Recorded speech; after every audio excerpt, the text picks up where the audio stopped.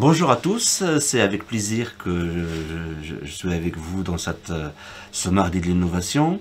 Rapidement, moi Jawad Mouri, je suis professeur de physique de l'Université de Lille.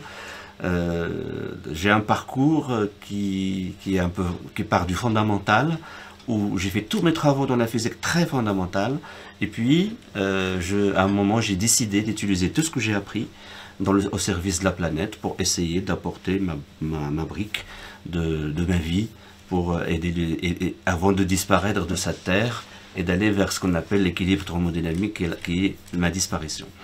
Alors qu'est-ce que j'ai fait? J'ai observé un peu la nature et c'est quelque chose qui est très important en physique, c'est les équilibres thermodynamiques.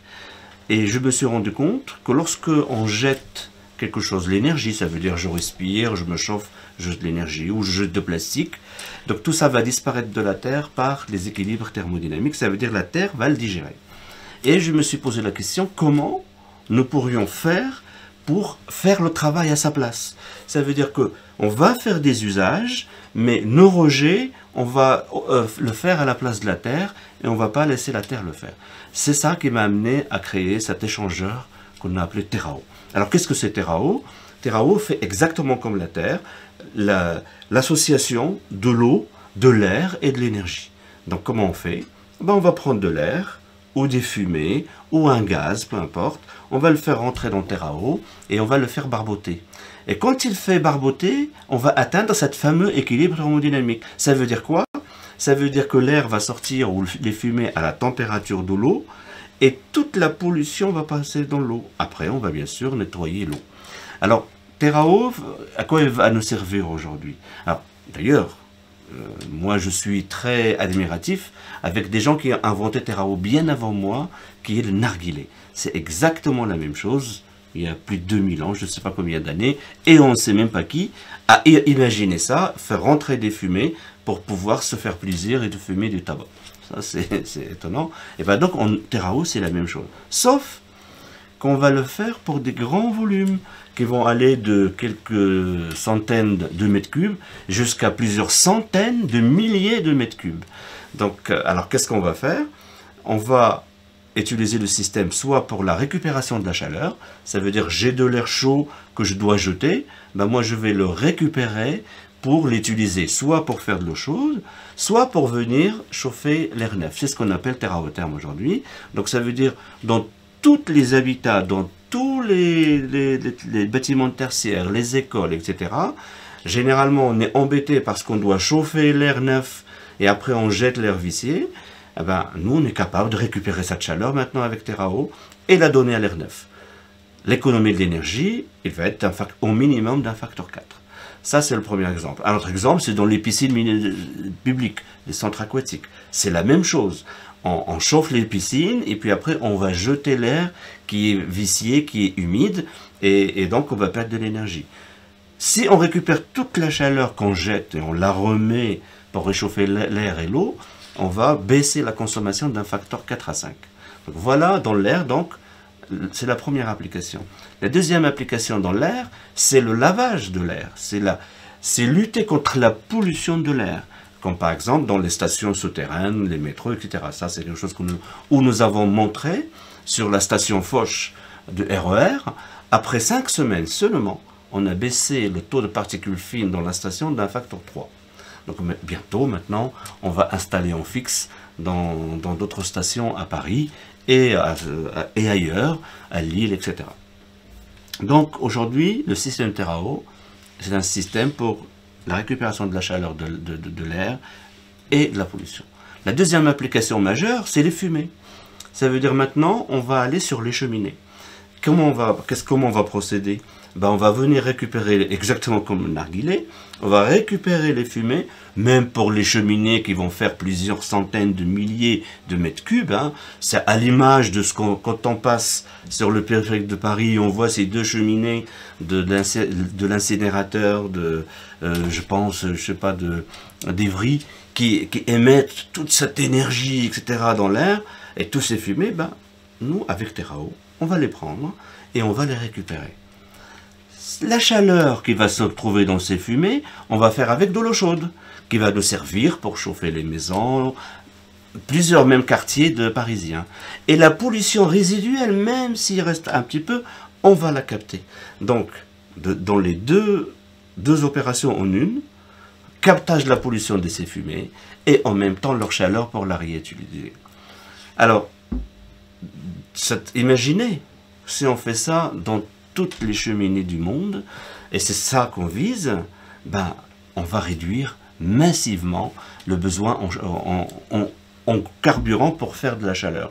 C'est à chaque fois qu'on a une cheminée, on va réutiliser sa chaleur plusieurs fois, donc on va réduire notre besoin.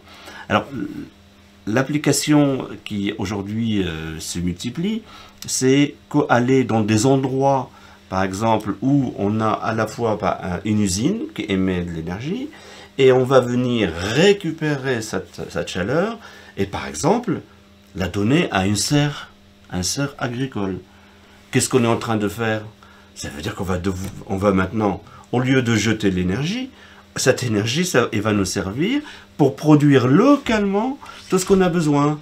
Nos tomates, nos concombres, tout ce qui nécessite beaucoup de chaleur. Donc, le temps de jadis où on va utiliser du gaz pour chauffer une serre pour produire des tomates, c'est terminé. Maintenant, avec Terrao, on va aller là où il y a les fumées et on va venir installer les serres à côté de ces industries. Et on va donc recycler leur énergie et on va la réutiliser. Donc voilà un autre exemple des usages. Alors, maintenant, on peut aller beaucoup plus loin. On peut aller beaucoup plus loin, on va regarder par exemple sur la partie CO2. La partie CO2, aujourd'hui, nous développons deux façons pour le capter. Alors avec Terrao, on a la possibilité de faire ce qui fait la moule ou le coquillage. Qu'est-ce qui fait le coquillage ou la moule dans la mer, dans l'océan?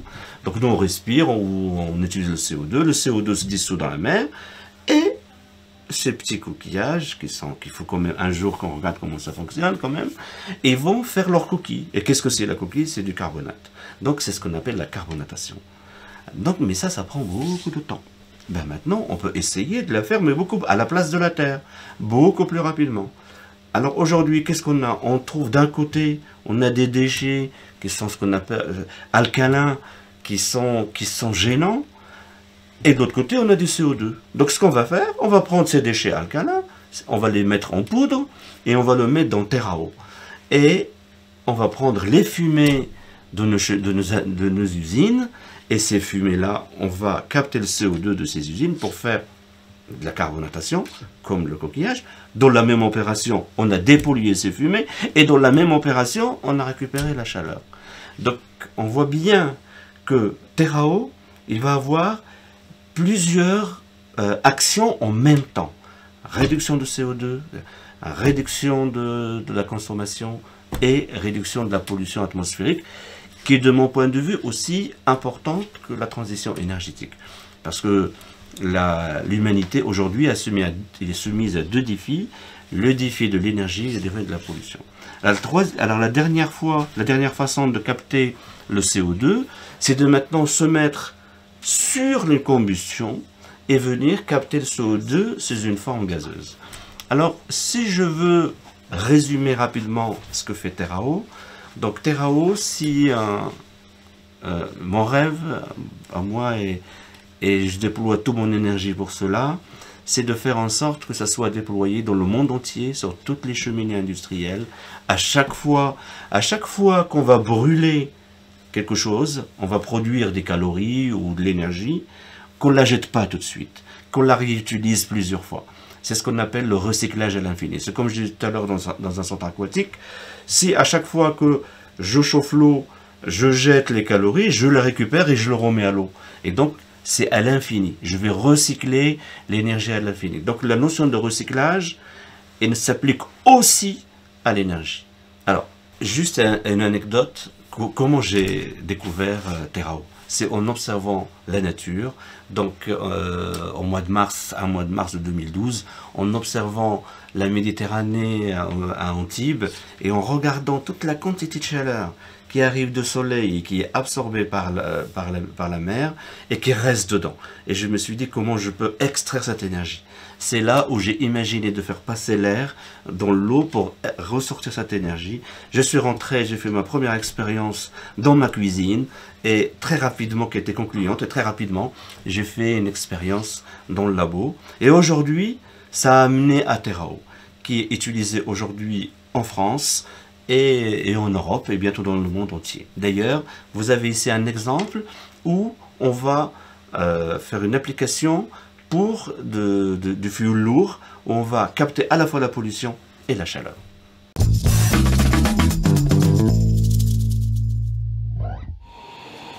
Visite guidée et découverte du dispositif révolutionnaire Terao Save, made in Dunkerque, à la chaufferie relais de l'île Gentille à Saint-Paul-sur-Mer. L'entreprise Starclab, déjà inventeuse du système écolo Terao, crée des échangeurs thermiques air-eau qui traitent l'air et récupèrent la chaleur, permettant ainsi de précieuses économies d'énergie. Tout récemment, elle a mis en place un site de démonstration sur une chaufferie au fioul du réseau de chaleur de la communauté urbaine de Dunkerque, exploitée par Dalkia. La chaufferie qui venait en appoint des énergies renouvelables du réseau de chaleur émettait des particules fines et des polluants, on va dire. La mise en place de ce Terao Save permet de limiter les émissions de près de 90% sur les différents polluants qui étaient dans cette cheminée. Donc on vient répondre à une problématique du territoire dunkerquois sur la qualité de l'air extérieur, et donc l'idée c'était de démontrer qu'on pouvait sur une chaufferie industrielle avoir des solutions pour répondre à la problématique de qualité d'air. Avec la CUD et Dalkia, nous avons mis en place ce système de démonstration pour démontrer aux industriels qu'on est capable de prendre des fumées plus polluées et on est capable de les laver de manière efficace. C'est une invention qui date de 2013 et donc nous sommes en train de la mettre au point et qui va être beaucoup plus performante par rapport à tout ce qui existe de par le monde. Parce que nous sommes les seuls capables de prendre des grandes quantités de fumée et les faire plonger dans l'eau et les faire brasser et laver. Avant, après. À terme, l'utilisation de ce procédé unique au monde pourrait s'appliquer à tous les usages industriels, d'autant qu'il peut traiter des quantités illimitées de fumée polluée en mobilisant un minimum d'espace foncier. La fin des rejets de polluants dans l'atmosphère, c'est possible et ça pourrait bien démarrer à Dunkerque.